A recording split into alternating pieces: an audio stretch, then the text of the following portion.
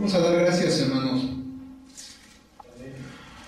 Amado Padre, te damos gracias, Señor, en el nombre de Jesús, Señor, porque tú eres un Dios bueno y misericordioso, Señor. Padre amado, bendito eres, Señor, sobre todas las naciones, Señor, sobre todos los principados y potestades, Señor. Padre, te alabamos y te bendecimos porque tú eres Dios, Señor. Y en esta tarde, noche, Señor, te queremos pedir, Señor, que nos bendigas, Señor, con tu palabra, Señor. Que nos bendigas, Señor, con el escuchar nuestras oraciones, Señor. Padre, que nos bendigas, Señor. Padre, como lo has hecho hasta ahora, Señor. Habemos personas aquí con distintas edades, Señor. Y solamente tú eres testigo, como cada uno de nosotros, Señor, lo bueno que has sido con nosotros. Aún estamos con vida, Señor. Aún estamos de pie, Señor, con salud, Señor. Padre, es por eso que hoy te pedimos, Señor, que nos bendigas, Señor, que hables a nuestro corazón, Señor. Padre, que recibas nuestra alabanza y nuestro holocausto, Señor, que recibas nuestras oraciones, Señor. Te lo pido en el nombre de Jesús, Señor. Amén. Amén. ¿Por qué no toman su lugar, hermanos? Y vamos a abrir nuestra Biblia en el libro del Apocalipsis, en el capítulo 2. Hemos estado viendo acerca de la situación de cada iglesia, su estado, su condición espiritual, por boca de nuestro pastor, por guía del Espíritu Santo. Él nos ha instruido acerca de cada una de las actitudes que debemos nosotros de tener para poder alcanzar la perfección, no como la toma la gente hoy en día, que piensa que a lo mejor uno es perfecto o que no comete errores. No, la perfección se complementa una vez que Él viene por nosotros, pero es un proceso que empieza desde aquí en la tierra, y es importante que cada uno de nosotros tome en cuenta acerca de la instrucción que Dios quiere darnos. En el libro de Apocalipsis, capítulo 2, verso 8, vemos un mensaje que le escriben a la iglesia de Esmirna. Una iglesia la cual, en el lugar donde se había establecido, un lugar que en su tiempo fue muy populoso, fue próspero, fue de alguna forma, llegó a tal magnitud que fue famosa la ciudad de Esmirna. Dice de esta forma en el verso 8, ¿cuántos damos gloria a Dios, hermanos? Dice: y escribe al ángel de la iglesia en Esmirna, el primero y el postrero, el que estuvo muerto y vivió, dice esto: yo conozco tus obras y tu tribulación y tu pobreza, pero tú eres rico, y la blasfemia de los que se dicen ser judíos y no lo son, sino sinagoga de Satanás. No temas en nada lo que vas a padecer. He aquí el diablo echará a algunos de vosotros en la cárcel para que seáis probados, y tendréis tribulación por 10 días. Sé fiel hasta la muerte, y yo te daré la corona de la vida. El que tiene oído, oiga lo que el Espíritu dice a las iglesias. El que venciere no sufrirá daño de la segunda muerte. La palabra Esmirna en la traducción significa mirra. Hay otras traducciones más, pero a la que nos queremos enfocar en el día de hoy es la mirra. Y la mirra era un simbolismo, una representación del sufrimiento, del padecimiento, de la tribulación. Hay quienes consideran a la iglesia de Esmirna como la iglesia sufriente, otros como la iglesia fiel. Si se dan cuenta, no vemos, como al igual que la iglesia de Filadelfia, no vemos ninguna reprensión que se le haya dado a esta iglesia. Si podemos darnos cuenta, al contrario, empieza a dar ciertas características de esta iglesia, y es necesario que nosotros entendamos en qué condición nos encontramos el día de hoy. En esta etapa de la iglesia de Esmirna pasaron muchos factores, de los cuales hoy en día se están repitiendo, quizás en un sentido espiritual, Quizás no físicamente hablando en este lugar aquí en México, pero sí en otros lugares en donde ya la persecución ha comenzado, en donde ya los cristianos están siendo en cierta forma restringidos, en donde ya en algunos países está prohibida las Biblias, el predicar de la palabra. Es algo que está pasando el día de hoy, y es importante que nosotros consideremos. Dice en el verso 8: y escribe al ángel de la iglesia de Esmirna, el primero y el postrero, el que estuvo muerto y vivió, dice esto. Antes de continuar, quisiera leer un fragmento de las palabras, de acuerdo a la tradición, de Policarpo. ¿Saben quién fue Policarpo? Sí. Policarpo fue uno de los discípulos del apóstol Juan. Y prácticamente Policarpo se cree, tradicionalmente se acepta esa declaración de que Policarpo fue elegido, fue puesto como obispo por parte del apóstol San Juan, y él quedó como obispo en la iglesia de Esmirna. Las palabras de Policarpo, él decía una vez cuando ya había estado, cuando lo estaban llevando precisamente al lugar donde iba a perder la vida, él externó las siguientes palabras. Dijo: no es razonable cambiarse del bien al mal. Escuchen bien, no es razonable cambiarse del bien al mal por causa de las persecuciones. Por causa de las persecuciones no es nada razonable que te cambies del bien al mal. Dice que por el contrario, mejor que los hacedores de maldad se convirtiesen del mal al bien. Eso es lo lógico. ¿Cuántos estamos de acuerdo con esa declaración, hermanos? Él lo decía prácticamente porque en un contexto, aunque la Biblia no registra su nombre, aunque no aparece aquí señal alguna de un tal Policarpo en estos pequeños 4 versículos que habla acerca de la iglesia de Esmirna, dijimos que era mirra, que es una figura del padecimiento y del sufrimiento. Aunque no vemos ahí el nombre, pero tenemos el testimonio de acuerdo a las Escrituras. Porque ahí dice, fíjense lo que dice. Dice: y escribe al ángel de la iglesia en Esmirna. Y pongámosle, quitemos la palabra Esmirna y pongámonos: escribe al ángel de la iglesia sufriente, la iglesia que padece, el primero y el postrero, el que estuvo muerto y vivió. Dice esto. Dios conoce todo, y Dios es soberano, es omnisciente, omnipresente, omnipotente.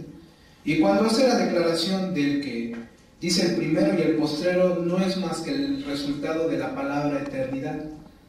Porque nunca más hubo antes primero que Él, ni habrá después que Él. ¿Por qué? Porque Él es el alfa y el omega, de acuerdo a la numeración. Alfa significa principio y omega significa fin. Él es el principio y el fin. Y Él nos está declarando ahí su poder, su magnificencia, y nos está haciendo ver que Él está siempre ahí presente.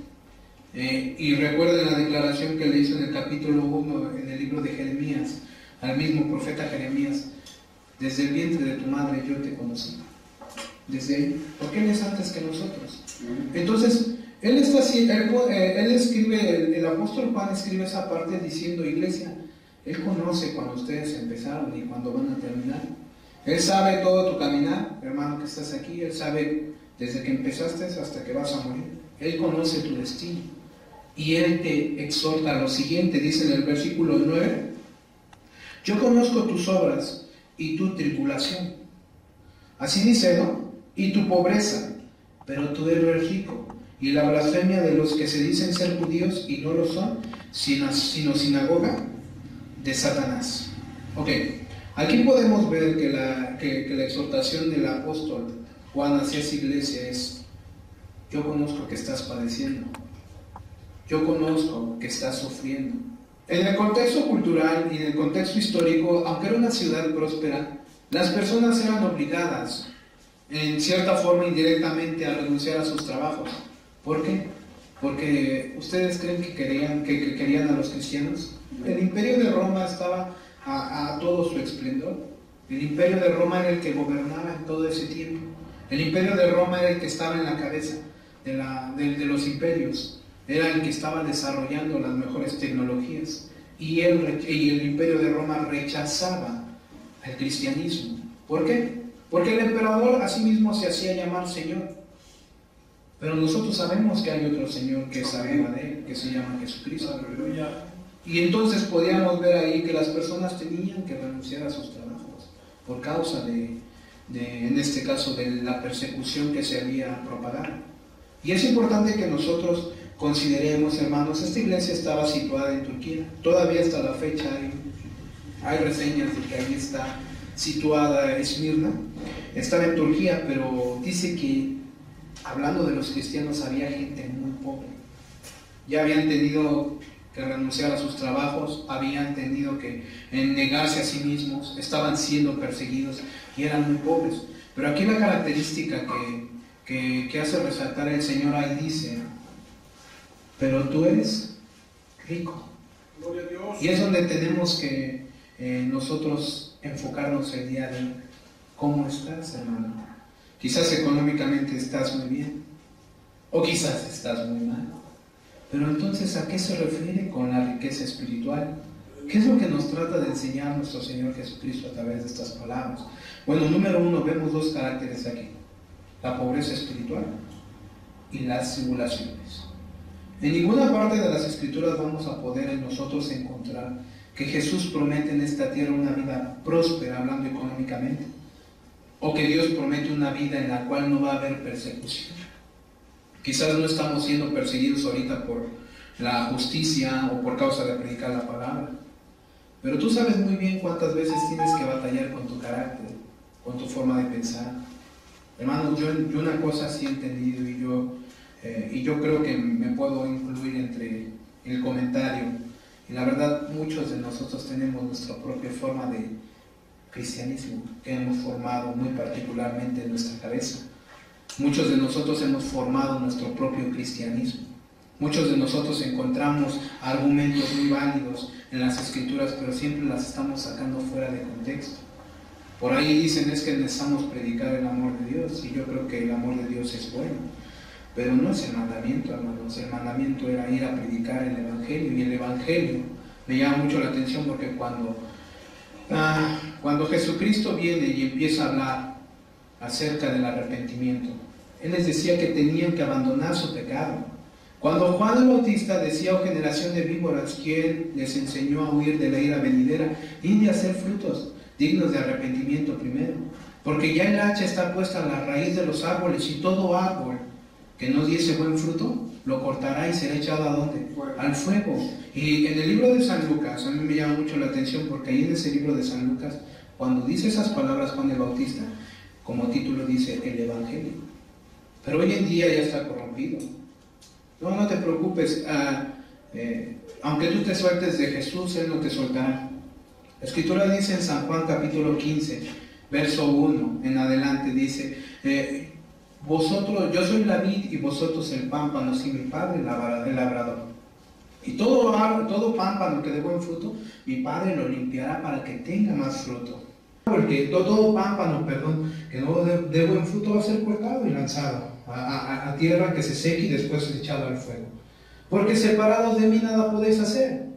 Entonces, si tú te das cuenta, se ha formado el cristianismo al modelo que estamos siguiendo hoy en las iglesias prósperas, las iglesias carismáticas, infinidades de religiones que hay. Y la pregunta a dar a conocer el día de hoy: ¿es así como Dios manda que debe de ser la iglesia?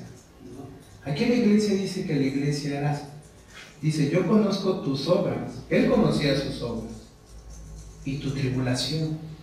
Él sabe que cada vez que tú vienes aquí, muchas veces tienes que pasar por ciertas circunstancias. Quizás esté muy dura la lluvia, quizás tu esposa o tu esposo no quiera que vengas. O sea, si te das cuenta cómo en cierta forma va a haber una tribulación para antes de venir, para servir a Dios. Si te vas al tianguis cuando estás predicando, la gente te ofende, te avientan los folletos en la cara, te retan con la mirada. Hay tribulación o no hay tribulación, pero la podemos evitar, hermanos. Simplemente nos quedamos en casa, Simplemente cuando nuestros hijos hagan maldades, pues no les decimos nada.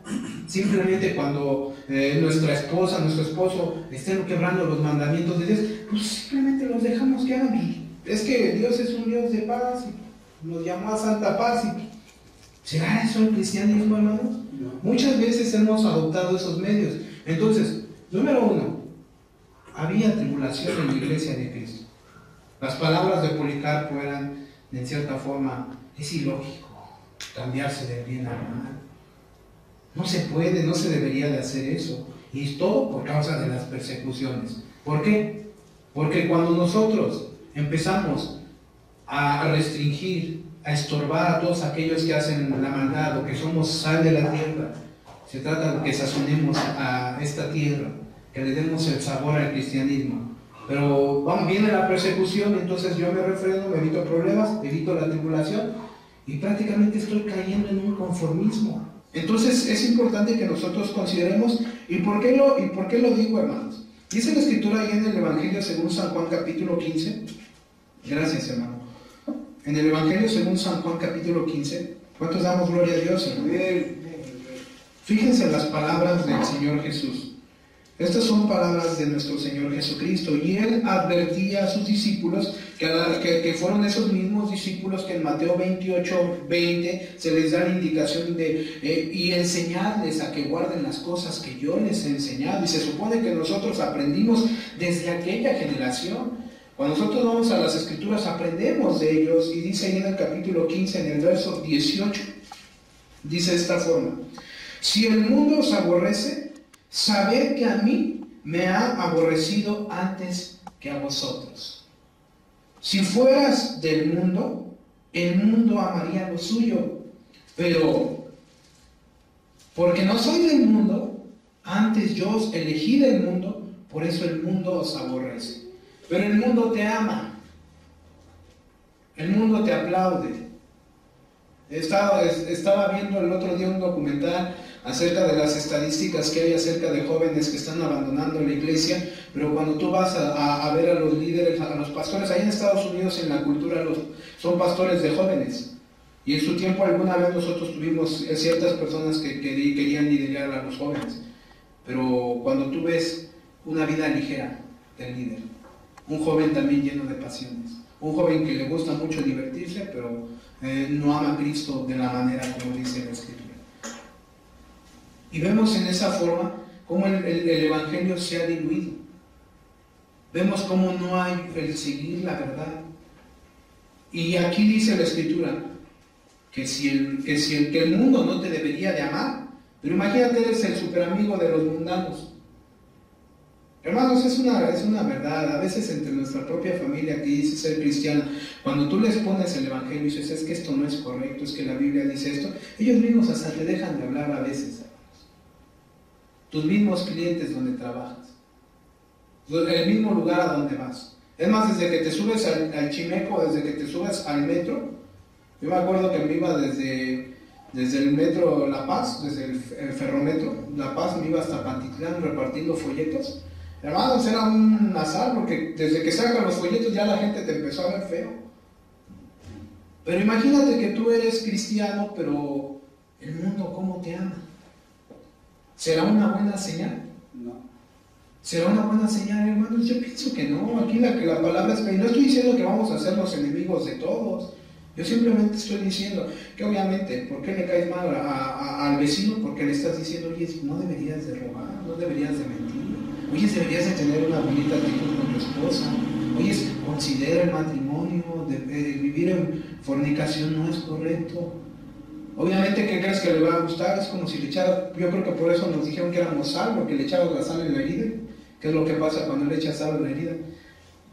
Arde, duele, no te agrada. Pero si eres el hermano permisivo, el que siempre se está haciendo de la vista gorda, eres el amigo de todos.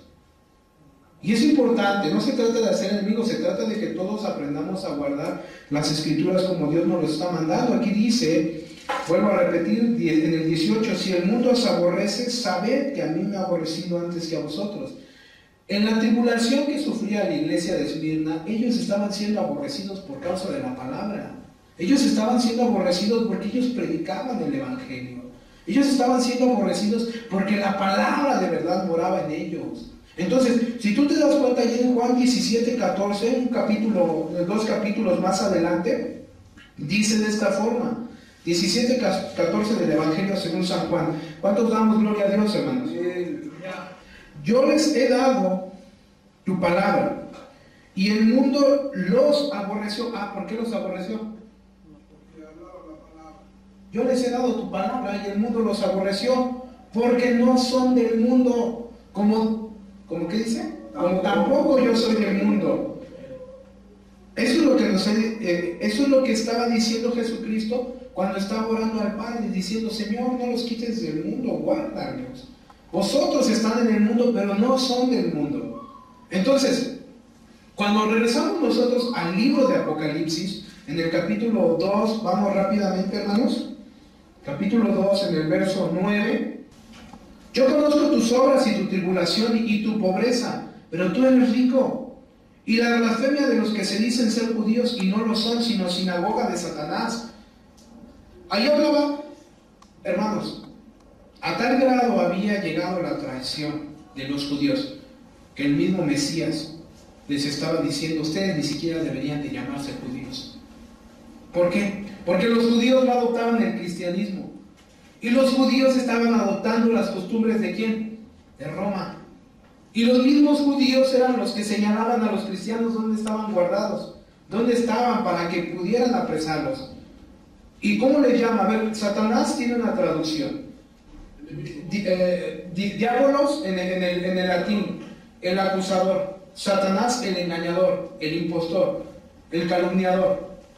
Y no era lo mismo que en lo que estaban cayendo prácticamente los judíos, falsos judíos. En este caso se le atribuye judío al pueblo de Dios, pero estos eran pueblo de Dios aunque tuviesen el linaje y la sangre de Abraham. No, por eso venía la reprensión contra ellos. Los que dicen que son de la sinagoga o sea, que se dicen llamar judíos, pero son más que la sinagoga de Satanás, son alumnos de Satanás.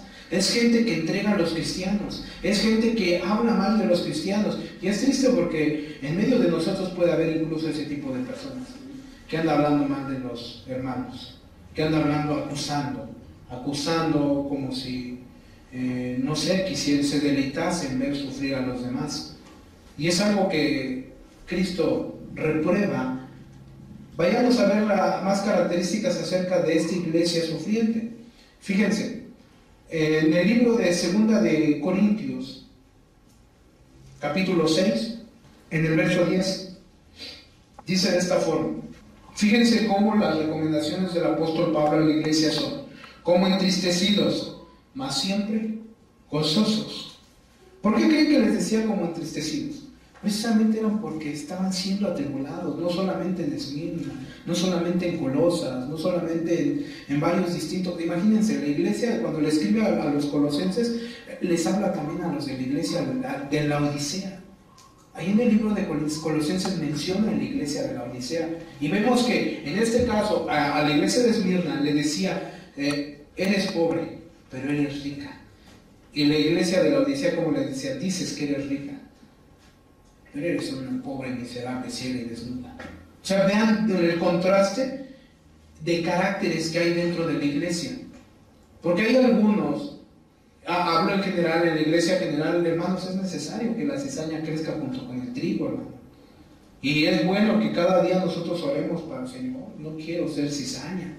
Señor, yo quiero honrarte, yo quiero obedecerte. Pero para eso tiene que venir la tribulación, obviamente. ¿Por qué? Una vez un predicador dijo: en cierta forma no ha venido la tribulación en medio de nosotros. ¿Por qué? Porque nosotros mismos no la hemos generado.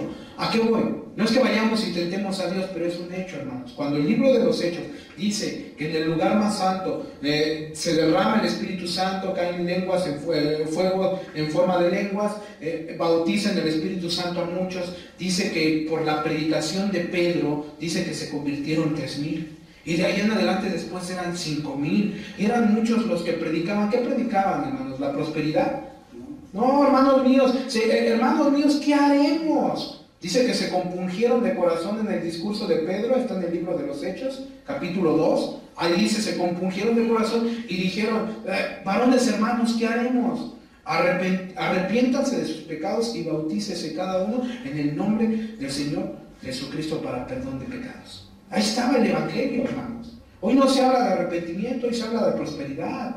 Hoy se habla de mucho amor y yo creo que es bueno hablar del amor, pero muchas veces no se entiende qué es el verdadero amor, hablando de las verdades de la Biblia. Entonces vemos que se convertían, ¿y qué crees que es lo que hacían? Evangelizaban a las personas. Por ahí le hablaron a Felipe, júntate a ese carro, iba el eunuco etíope, dice que era siervo de la reina de Candace, y dice que se juntó y le empezó a explicar el libro de Isaías. Se bautizó el eunuco.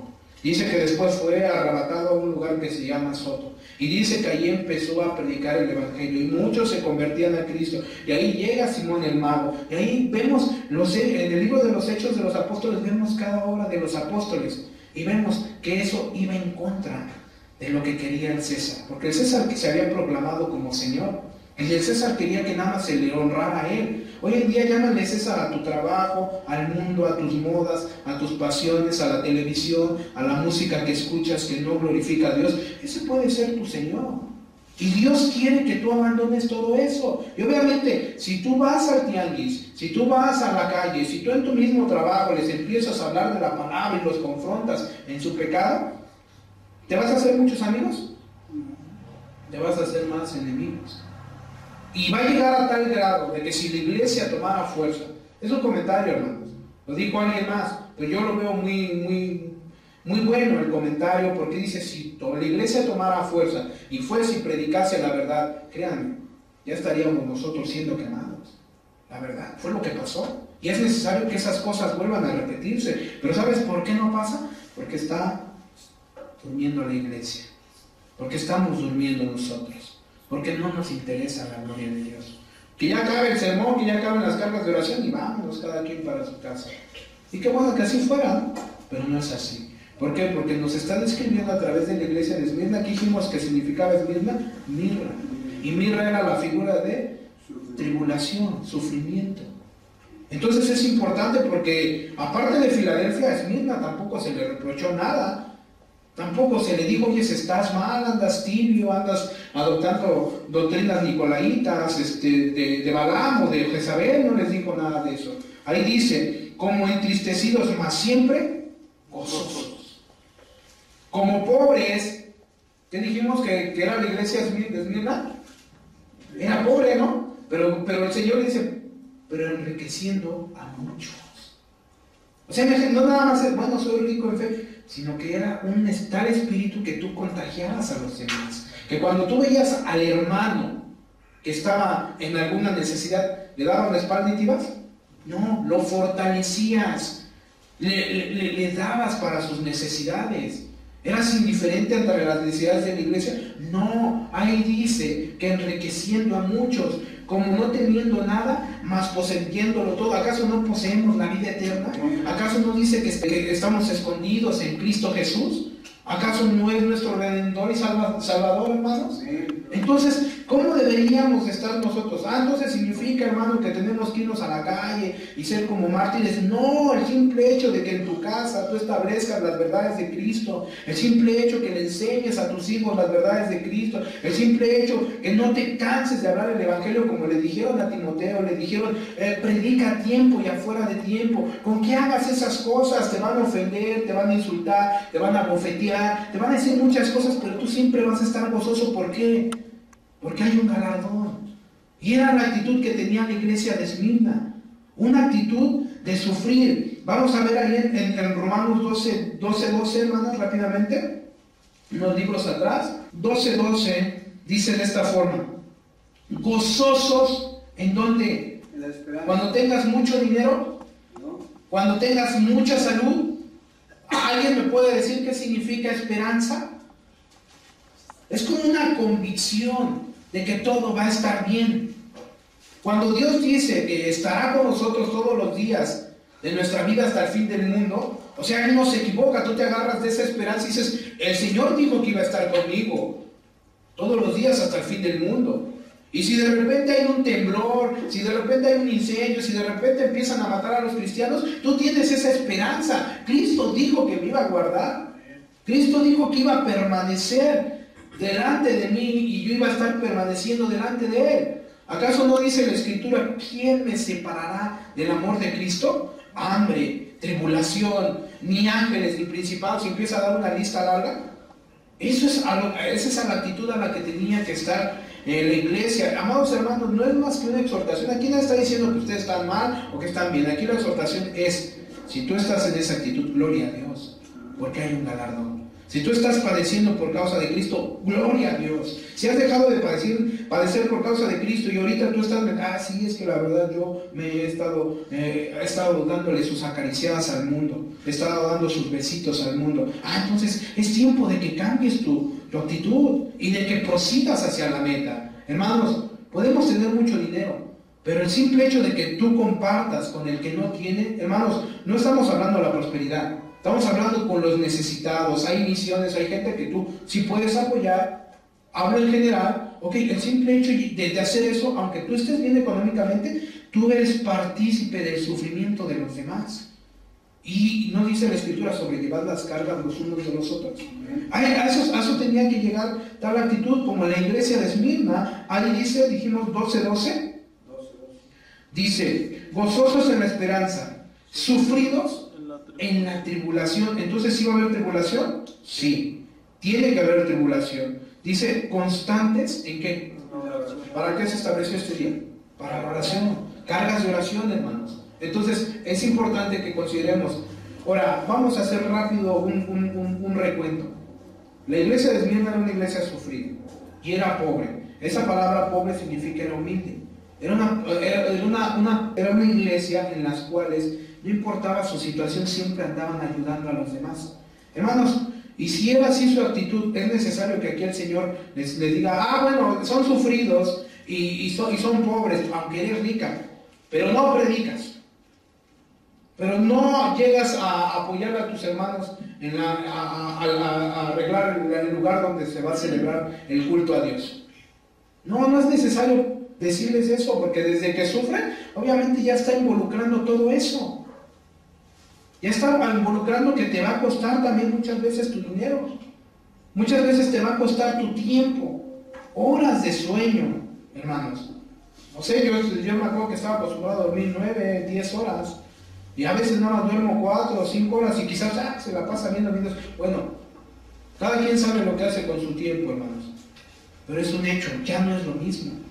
Ya estamos cansados. Ya el simple hecho de que te vas a acostar y, híjole, no has orado y te pones de rodillas y empiezas a clamar a Dios, Señor, ayúdame, ayuda a mis hijos, gracias por lo que me diste, y de repente viene a la memoria el hermano de aquí, luego te acuerdas del hermano de allá, y luego te acuerdas que durante el día te encontraste a tu enemigo, y ya cuando te das cuenta estás orando por muchas cosas.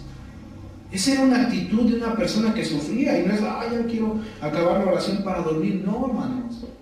Tiempo. Hermano, necesito hablar con usted. Hermanos, no lo digo por jactarme de nada, hermanos. Hay veces que sí hay algunos hermanos que me hablan a la 1 de la mañana y a veces a las 4 de la mañana terminamos de hablar. Quizás no son de aquí, son de otro lugar, son de otras iglesias. Nosotros tenemos, gracias al canal cercanos a otros lugares, y a veces estoy hablando hasta esas horas.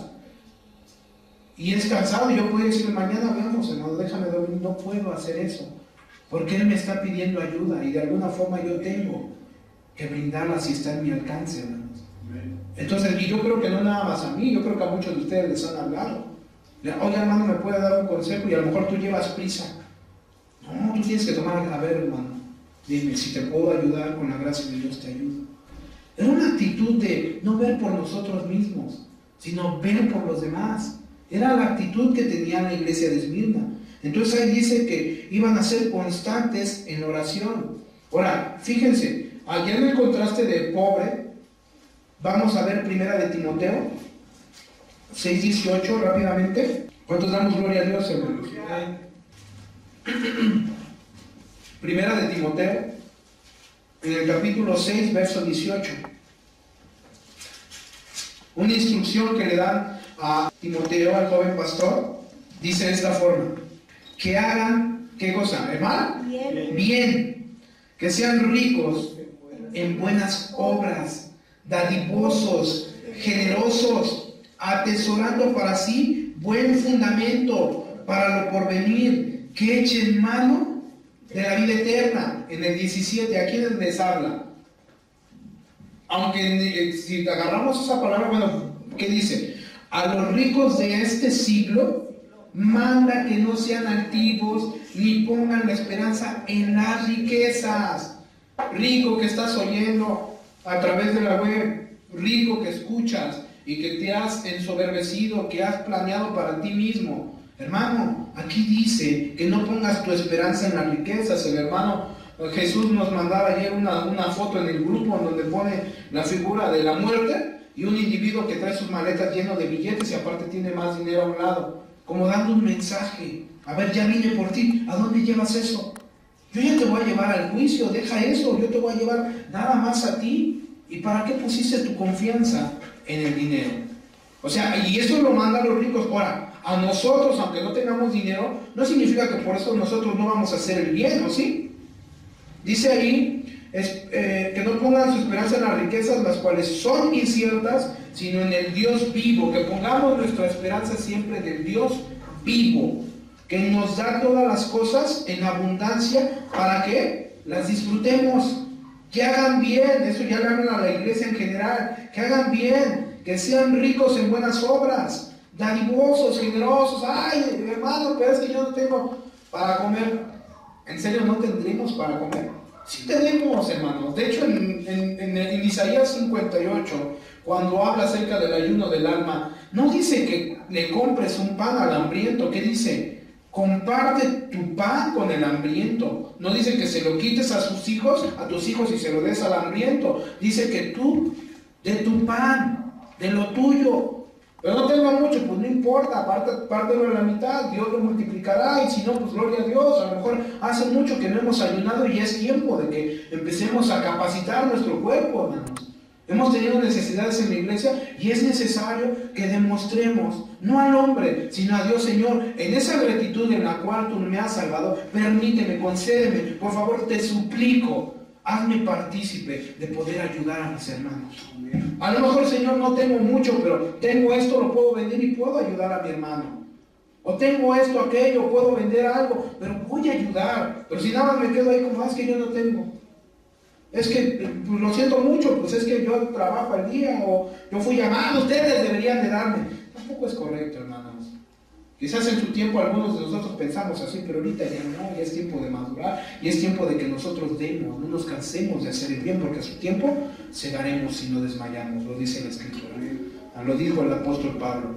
Ahí en el libro de Santiago, capítulo 2, verso 5, es extenso el hablar de la iglesia, de todas las iglesias, pero yo creo que el Señor hoy nos quiere enseñar que nada más con esas actitudes, sé humilde, sé pobre y ayuda a los demás, y sufre penalidades, pero soporta y no niegue mi nombre, porque una vez que tú niegas su nombre y adoptas las costumbres del mundo como lo hacían los judíos en aquel tiempo, empezaban a adoptar el mundo, digámoslo así, hermanos, yo creo que va a ser el fin de nuestra carrera como cristianos. Dice ahí Santiago 2, 5 y 6, dice: hermanos míos amados, oíd, ¿no ha elegido Dios a los pobres de este mundo para que sean ricos en fe? ¿En qué van a ser ricos? En fe. ¿Y cuántas veces hemos visto qué significa fe? A ver, hermanos, fe significa una confianza para obedecer. La palabra fe viene del griego pistis, vamos a manejar esa traducción, y la palabra creer es pisteo, y ambas palabras te dirigen hacia, si crees, entonces obedeces. Es que yo creo en Dios, pero Dios en su palabra habla del infierno. No, pues ¿quién ha venido del infierno para? ¿No que le crees a Dios? No, es que yo le creo a Dios. Oye, pues acompáñanos los domingos, es el día del Señor. No es que tengo que trabajar, sino que ¿cómo? Bueno, ¿no dijo él que busquésemos primero el reino de Dios y su justicia y todo lo demás vendrá por añadidura? Entonces no le crees. Pero cuando tú ves una persona que así como lo cree hoy, la verdad, pues no he sido humilde. Señor, perdóname, quiero ser humilde. Ahí ves a alguien que está efectuando, que está actuando en fe. En fe. Y sin importar quién hable, quién predique, no. Él recibe la palabra y dice, bueno, pues lo dice la Biblia. Pero es que es el que pasa ahí es bien hipócrita. Bueno, él va a dar cuentas. Pero aquí la Biblia dice que nosotros cómo debemos de ser, para que seamos ricos en ¿qué? En fe y herederos del reino que ha prometido a los que le aman. Y más adelante en el verso 14, a partir del 14, es donde te viene diciendo que es una fe. Una fe produce obras. No nada más es yo creo, porque los demonios también creen y ellos tiemblan. No, así como el cuerpo sin el espíritu está muerto, así la fe sin obras está muerta. Entonces, hermanos, nos está explicando el Señor a través de esta palabra que nosotros debemos de ser ricos en obras, que nosotros tenemos que ser ricos en fe. Entonces, si eso nos da la instrucción hoy el Señor, ¿cómo era la iglesia de Esmirna? Así, era rica en fe. O sea, porque le dice, conozco tu pobreza, pero que eres rico. Eran humildes, eran sencillos, pero tenían mucha fe. Hermanos, cuenta la tradición, regreso a hablar acerca de Policarpo, pastor de la iglesia de Esmirna. Policarpo estaba durmiendo una noche de rodillas, estaba orando y le ganó el sueño. Y dice que en ese momento él soñó que la almohada donde tenía recostada su cabeza se prendía en fuego. Cuando despertó inmediatamente él entendió un mensaje: voy a ser martirizado. En ese tiempo se suelta la persecución en Roma. En esa parte los romanos empiezan a rodear Esmirna. Iban sobre él porque sabían que él era el pastor, sabían que él era el dirigente. Y César siempre los vio como enemigos fatales. No sé, él pensaba que a lo mejor como los celotes iban a juntar mucha gente y después lo iban a derrocar. Pero no era así. Dice que se lo llevaron a otro pueblo, a Policarpo. Y después cuando se enteraron que estaban ahí, llegaron los soldados al lugar. Cuenta la tradición que él estaba en un primer nivel y bajó las escaleras tranquilo y recibió a los soldados. Al grado que los soldados se sorprendieron y dijeron: tanto alboroto hemos hecho por atrapar a este anciano cuando él nunca ha puesto resistencia. O sea, imagínense, él cuando bajó: aquí estoy, me van a llevar, llévenme. Y en ese momento, pero les pido un favor, comamos, por favor. Dice que con la gente que estaba allí, le prepararon la comida a los soldados y se sentaron a comer. Él les dijo: por favor, yo no voy a comer, denme solamente una hora para que yo esté orando. Dice que lo que los soldados comían, él se metió en un cuarto y empezó a orar. Empezó a orar. Llegó el tiempo en que se lo llevaron y se lo montaron en un asno. No hubo necesidad ni de amarrarlo, porque el hombre era un hombre manso. Era un hombre que en su pobreza física había aprendido las riquezas espirituales de la mansedumbre. No como algunos de nosotros que todavía nos brinca el coraje o la ira. No, él ya había sido madurado, el Señor ya le había previsto que él iba a padecer. Se lo llevaron y después llegaron a otra compañía donde estaban ciertos funcionarios políticos y lo pasaron al carruaje donde estaban ellos, como queriéndolo persuadir para que negara a Cristo. Uno de ellos se llamaba Herodes, le decían príncipe de paz, imagínense, y era uno de los que quería prácticamente acabar con los cristianos. Le hicieron la propuesta: Policarpo, no seas tonto. Lo único que tienes que hacer es decir: Señor emperador, y presentar un holocausto y vas a salvar tu vida. Fue cuando él empezó a decir estas palabras: no es razonable cambiar del bien al mal por causa de él las persecuciones. Mejor que los hacedores de maldad cambien del mal al bien. No, dice que en ese momento se enfurecieron, andando el carro donde iba, lo arrojaron, lo golpearon, lo arrojaron, se lastimó una pierna y se incorporó, y él solito se volvió a entregar a los alguaciles. Nuevamente fue llevado ante otro tipo de funcionarios. Dijeron: Policarpo, niega al Señor Jesús, puedes vivir. Policarpo les contestó, les dijo: 86 años he servido a Cristo, 86 años Dios ha sido fiel conmigo. ¿Cómo puedo yo traicionarlo a Él? Si en esos 86 años Él siempre me guardó de todo mal y Él dio por mis necesidades. Dijo: no voy a negar al Señor Jesucristo. Te vamos a echar a los leones. En ese tiempo estaba muy de moda el circo romano donde echaban a los leones. Te vamos a echar a los leones. Échenme a los leones. No les tengo miedo. Bueno, no les tienes miedo a los leones, entonces te vamos a quemar vivo. Oigan, por favor, ¿cuánto tiempo podré vivir estando siendo quemado? 1 hora no es nada comparable a la eternidad de llamas de fuego en la que muchos van a estar por haber negado a Cristo. Dice que en ese momento, es tu decisión, está bien. En ese momento dice la tradición, dicen los historiadores, dice que se escuchó una voz del cielo que dijo: fortalécete, oh Policarpo, sé firme en tu confesión y en el sufrimiento que te espera. Dice que algunos lo escucharon y otros no, por causa de la bulla, del ruido que hacía. Él agarró esas palabras en su corazón, y es donde en ese momento lo iban a recostar y a clavarlo para que cuando estuviera la lumbre no brincara. Él dijo: no es necesario, yo creo que Dios me ha guardado todo este tiempo y Él me ayudará a soportar en las llamas de fuego. No me claven de las manos, no es necesario, no me voy a salir. Dice que el momento en que lo acuestan, nada más lo amarraron hacia atrás, fue todo lo que hicieron, y cuando prendieron la lumbre, y dice que en ese momento no se quemaba, al grado que tuvo que llegar un soldado a atravesarlo con su espada, y al momento en que lo atraviesan con la espada, fue tanta la presión con la que salió la sangre que casi extingue todo el fuego que estaba ahí. Así murió Policarpo. La carta del apóstol Juan, con una fecha indeterminada, pero la más aprobada, es 96 años después de Cristo. Si hacemos un cálculo aproximado, 20 años tenía Policarpo cuando esa carta llegó a Esmirna.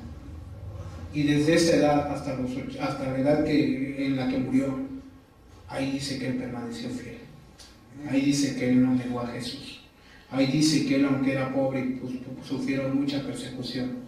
Ahí dice que él recibió el galardón, porque ahí en Apocalipsis, terminamos con esto, hermanos. Apocalipsis 2, en el verso 10. Si recibió esa carta entre 20 y 30 años, supongamos, si él estaba ahí, no sé, a lo mejor como pastor, o todavía no era puesto como pastor, pero una cosa sí sé, por ahí andaba. Dice: no temas en nada lo que vas a padecer. Ya se lo estaban diciendo, porque esta carta se escribió en el año 96 aproximadamente antes de Cristo, y él muere del año 168 después de Cristo. Y en su testimonio dice que había servido 86 años a Jesús. Entonces, aquí dice: no temas en nada lo que ha de padecer, lo que vas a padecer. He aquí, el diablo echará a alguno de vosotros en la cárcel para que seáis probados, y tendréis tribulación por 10 días. Sé fiel hasta la muerte, y yo te daré la corona de la vida. El que tiene oído, oiga lo que el Espíritu dice a las iglesias. El que venciere no sufrirá daño de la segunda muerte. Querido hermano, yo creo que no es más que una exhortación. Sigamos echando ganas, hermanos.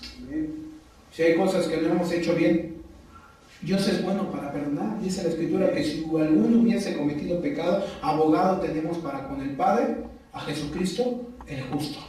Amén. Lo dice en la primera carta según San Juan, y también lo escribió Juan. Entonces, tenemos un abogado, hermanos. Esforcémonos. Yo entiendo que los deleites del mundo son muy atractivos, son muy agradables. En lo personal yo tenía muchas pasiones. En lo personal yo hice de mi vida muchas cosas, y quizás en algún tiempo se puede decir que yo sí fui amigo de muchos y de muchas.